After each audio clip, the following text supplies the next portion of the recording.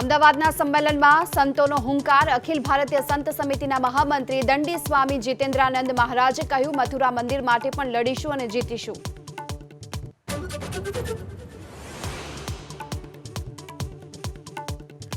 આણંદના બોરસદ અને નવસારીના વાસદા કોંગ્રેસના 2500થી વધુ કાર્યકર્તાઓ જોડાયા ભાજપમાં. બોરસદમાં સી.આર. પાટીલ અને ખેડગામમાં ધારાસભ્ય નરેશ પટેલના હસ્તે કાર્યકર્તાઓના કેસરિયા.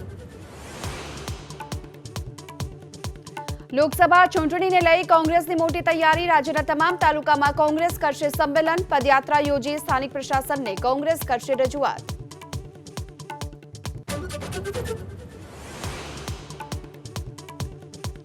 બનાસકાંઠાના દાંતામાં 3 દિવસ પહેલા પુરવઠા અધિકારીએ કરેલી રેડનું કનેક્શન નીકળ્યું ઈડરમાં. પુરવઠા વિભાગની ટીમે 3 પેઢીમાંથી લાખોનો મુદ્દામાલ કર્યો જપ્ત.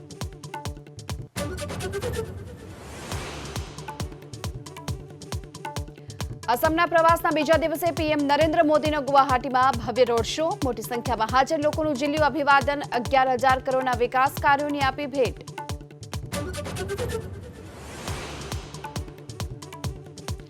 ઉત્તર પ્રદેશ એટીએસે વિદેશ મંત્રાલયમાં કામ કરતા સત્યેન્દ્ર સિવાલ નામના કર્મચારીની કરી ધરપકડ. આઈએસઆઈ માટે કામ કરવાનો કર્મચારી પર આરોપ.